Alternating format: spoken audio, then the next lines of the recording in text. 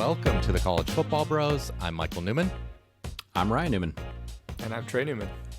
All right, this is question 19 of our 2021 college football season preview series, and it is Virginia Tech head coach Justin Fuente the hottest in the ACC? Oh, no. Wow. Oh, yes. No, okay, Ryan, that's tomorrow's episode. No spoilers. Real question for today is, does Virginia Tech head coach Justin Fuente have the hottest seat in the ACC? Big difference. That Justin Fuente is so hot right now. Yes, he is. So, Ryan, what about his seat, though? It's even hotter. Yeah. Pretty hot. I mean, it's true, though. The fans aren't pleased with him there. And it just seems like they're kind of looking for an excuse to get rid of him. He's been there 5 years. It's kind of gotten progressively worse. Last year's 5-6 was a disappointment. Recruiting has been miserable. And this year, I personally don't think they're set up for a very good year. Their win total set around 7, so that's a kind of a middle of the road. Like, well, if you go above it, you actually could be pretty good. 8 wins is probably enough to keep his job. But if you go under that and maybe you're flirting missing a bowl game, that's you're gone. So it's a very hot seat there for Mr. Fuente. Yeah, and when you look at the factors, I agree. It's a very hot seat because when you look at the factors kind of externally, where you got the media coverage, which he has been kind of the poster boy for the hot seat the last couple of years, it seems like, and then you take into consideration the program prestige, then Virginia Tech's pretty high up there. That's why he has the hottest seat. Because if you exclude those, which I know you can't, maybe I wouldn't have him as the hottest seat. But like you said, there's Hokie fans that have wanted him gone. There's been the mass exodus of transfers the last couple of years. And then you touched on the recruiting. I mean, I think they finished 76th and 45th the last couple of years. And that just can't happen, especially in a talent-rich state like Virginia. Yeah, if it weren't for his buyout last year, he would have been gone after last year. But it was $10 million, I think, and their budget situation wasn't great. So I think that saved him. But you would think this offseason that will not be saving him. But let's get to some other hot seats in the ACC to see if his is the hottest.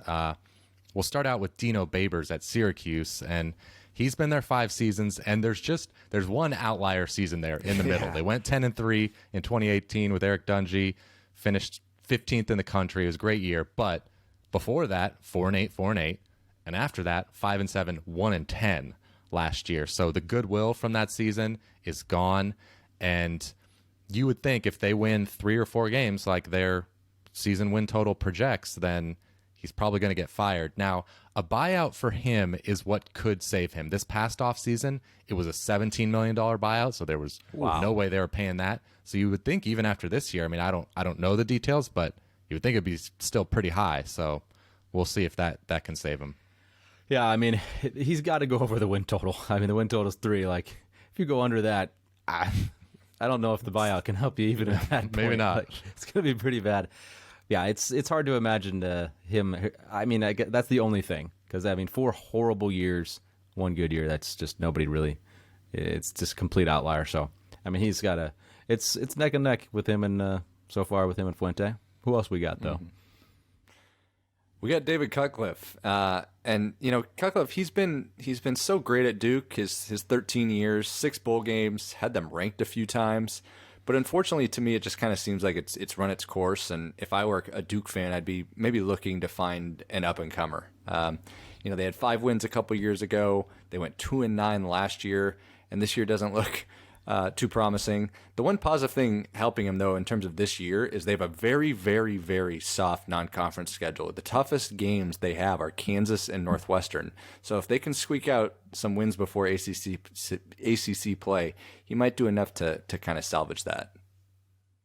Yeah, and it is kind of weird to be talking about this with Cutcliffe because they are only 2 years removed from being in a bowl game, which at Duke is good, but it feels like a long time ago, and it does feel like it's going to be tough to dig out of this hole. So we'll see. He's one of those that probably won't get fired. It'll just be maybe some pressure to retire or something like that.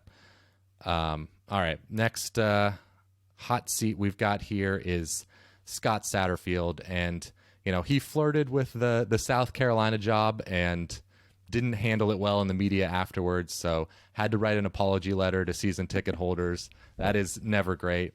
I don't think I'd call it a hot seat. They went 4-7. It was a down year, but we've talked about it in previous episodes. Their SP plus was a lot higher. They had some bad luck in close games, a lot of turnovers.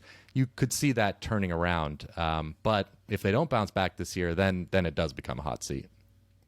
Yeah, that's the thing. I mean, without the off the field stuff, I don't think his seat would be that hot. Just because they really, as we kind of mentioned before, though, it wasn't that different of a team the first couple years. So I think I think Satterfield's a good coach. He proved himself well at App State, and I think he can get it going. The recruiting's okay. So if they have a decent season this year, it doesn't have to be like great. If they just could make a bowl game, I think there's no doubt that he'll be safe. Yeah, because year one was awesome, right? It was that big turnaround from what Petrino left. But yeah, just one down year on the off the field stuff. Yep. Any other hot seats that are worth bringing up, or warm seats, or potential? Maybe. I mean, I know it's early, but Mike Norvell. You have another. Oh wow. 2-3. If it bottoms out and has Florida another State bad year. Can keep firing their coaches after so quickly. They have to keep them at least 3 years, you would think. But you're right. Like, obviously it's so early. But if he doesn't do well this year, if they go 4-8, then yeah, it'll be a hot seat going into the next year. But still early there. Anybody else you're thinking? I mean, I think Doran bought some goodwill last year. I think if last year NC State didn't have a good year, then this year he would squarely be on. But I think he salvaged it for another year. Mm-hmm. Pat Narduzzi, it's not a hot seat, of course, but he also just hasn't built up a ton of goodwill, right? He's kind of just getting to that point where fans are like, ugh, I wish we were better. So he's 5-7 season away from the next year entering a hot seat. Yeah, no doubt. I agree with that. Okay, so let's answer the question. Does Virginia Tech head coach Justin Fuente have the hottest seat in the ACC?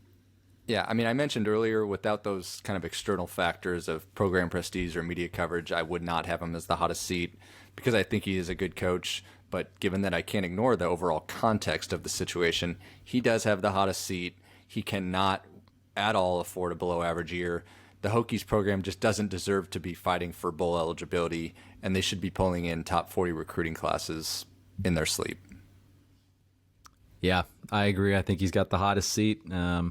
I think it's obviously very, very close to me with Dino Babers. Both those guys are right on the edge. But with Virginia Tech, I think with the expectations being higher, and he's been there for 5 years, the ship should be sailing in the right direction at this point, and it's not. So no. I think Cutcliffe might be a hair safer. I mean, he's been at Duke for 13 years, had some success, and there's just not a whole lot of pressure there at Duke. So, I mean, if they have another miserable year, okay, he's gone, but I think he's a hair safer. Yeah, I think the answer is yes to Justin Fuente. The recruiting really cinches it as well. It's just you can't afford more recruiting classes like that. So if Virginia Tech, like you brought up, so how many wins do you think it'll take for him to keep his job? I'm not sure what the exact number is, but I can tell you if he goes 6-6, I think he's gone. I think he's gone. I had no doubt about it. 7-5, he might be gone. Just now that the buyout has come down, might be a magical number.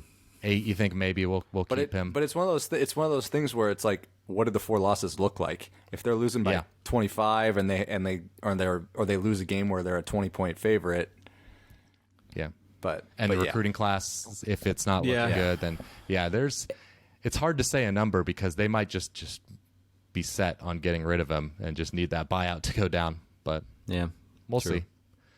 Well, thanks for watching the College Football Bros. Let us know in the comments below if you're watching on YouTube, if you agree that Fuente has the hottest seat, and if you're a Virginia Tech fan, what's it going to take for you to want to keep Fuente heading into 2022? Subscribe as well on YouTube and in your podcast app, and we're going to be back tomorrow with our breakout players in the ACC. You've been watching the College Football Bros. Be sure to subscribe here on YouTube and in your podcast app for college football content all year round. For bonus episodes and access to our Discord chat, join our Patreon at patreon.com/collegefootballbros. Thanks for watching.